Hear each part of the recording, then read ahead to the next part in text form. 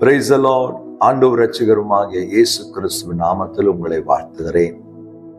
நம்ம ஆராதிக்கிற தேவன் நம்ம எந்த சூழ்நிலையிலும் தப்புவிக்கிறவராய் இருக்கிறார். இன்றைக்கும் அப்படியே செய்கிறார். சரி, இன்றைக்கு ஆண்டவர் நம்மோடு கூட ஒரு வார்த்தையின் மூலமாய் பேச போகிறார். யாத்ராகமம் 34ஆம் அதிகாரம் 29ஆம் வசனத்தை வாசி. தன்னோடே அவர் பேசினதினாலே தன் முகம் பிரகாசித்திருப்பதை அவன் அறியாதிருந்தான். தன்னோடு அவர் பேசினதுனால யார் பேசினாங்க?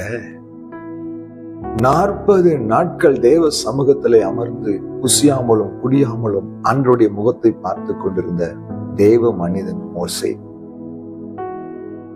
ஆண்டவர் அவரோடு கூட பேசினதுனாலே மோசேவுடைய முகம் பிரகாசித்தது. ஆனா அது மோசேக்கே தெரியல. உங்கள் முகம் பிரகாசிக்கணுமா? உங்க வாழ்க்கை பிரகாசிக்கணுமா?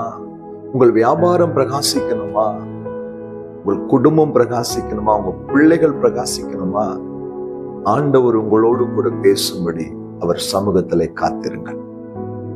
தேவ பிள்ளைகளே, அவரை நோக்கி பார்த்த முகங்கள் பிரகாசம் அடைந்தது. உங்க வாழ்க்கை பிரகாசிக்கணும்னா ஒரு வழி இருக்கு. அவர் உங்க கூட பேசணும். அவர் உங்க கூட பேசணும்னா ஒரு வழி இருக்குது. அவர் சமூகத்துல காத்திருக்கணும்.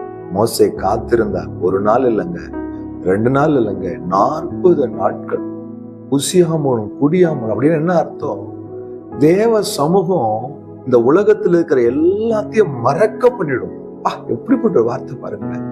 பசிய மறக்க பண்ணிடும், குடிக்கிற தண்ணிய மறக்க பண்ணிடும், குடும்பத்தை மறக்க பண்ணிடும், பிள்ளைய மறக்க பண்ணிடும், வாழ்க்கையில எதெல்லாம் இருக்கு எல்லாத்தையும் மறக்க பண்ணிட்டு அவரோடு கூட நம்மை இணைத்து விடும்.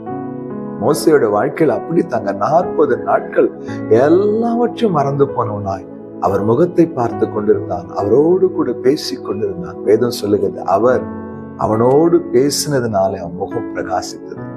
ஆண்டவரே, என் கூட பேசுங்கப்பா. என் வாழ்க்கை பிரகாசிக்கட்டும், என் குடும்பம் பிரகாசிக்கட்டும், என் பிள்ளைகள் பிரகாசிக்கட்டும், என் ஊழியம் பிரகாசிக்கட்டும். விரும்புறீங்களா? தெய்வ சமூகத்துக்கு ஓடுங்க. அப்பா சமூகத்துல அமருங்க. அவர் முகத்தை நோக்கி பாருங்க. அவர் உங்களோடு கூட பேசுவார். நீங்க அவரோடு கூட பேசுவீங்க. வாழ்க்கை பிரகாசிக்கப்படும், ஆசீர்வதிக்கப்படும். விரும்புறீங்களா? கர்த்தர் அப்படியே உங்களுக்கு செய்ய போகிறார். ஒரு அரசு அலுவலகத்துல ஒரு அன்பு தேவ மனிதன் வேலை செய்து கொண்டிருந்தார். அவர் அனுதினமும் வேலைக்கு 1/2 மணி நேரம் முன்பாக சென்று விடுவார். ஆபீஸ் எல்லாம் திறந்திருக்கும். அவர் நேராய் அவர் டேபிளுக்கு அருகில சென்று முழங்கால் படியிட்டு 1/2 மணி நேரம் ஆண்டவர் சமூகத்துல ஜெபிப்பார். பின்பு அவர் தன் வேலையை ஆரம்பிப்பார். அவரை பார்க்கிறவ எல்லாரும் சொல்வார்கள், உங்க முகம் ஏன் எவ்வளவு பிரகாசமாகுது? நீங்க எப்போதும் சிரிச்சுக்கிட்டே இருக்கிறீங்களே, நீங்க எப்போதும் சந்தோஷமா இருக்கிறீங்களே, அதுக்கு என்ன காரணம் என்று கேட்கும்போது அவர் சொல்வார், தேவ சமூகத்துல நான் இருப்பதால் என் முகம் அப்படி காணப்படுகிறது. கர்த்தர் உங்களையும் பிரகாசிக்க செய்ய போகிறார். விசுவாசிக்கிறீங்களா? அவர் சமூகத்துக்கு ஓடுங்க, காத்திருங்க, அவரை நோக்கி பாருங்க. ஒரு வாழ்க்கை பிரகாசிக்கும். அன்பும் இரக்கமுள்ள தகப்பனே, இந்த வார்த்தைக்காய் ஸ்தோத்திரம். இந்த வார்த்தை கொண்டு எங்களோடு பேசுகிறீர், அதற்காக நன்றி. இந்த சமூகத்தை தேடி ஓடி நீர் எங்களோடு கூட பேசுகிற அப்படி ஒரு பாக்கியமான வாழ்க்கையை எங்களுக்கு தாரும். இயேசு கிறிஸ்துவின் நாமத்தில் பிதாவே, ஆமென். ஹல்லேலூயா. God bless you.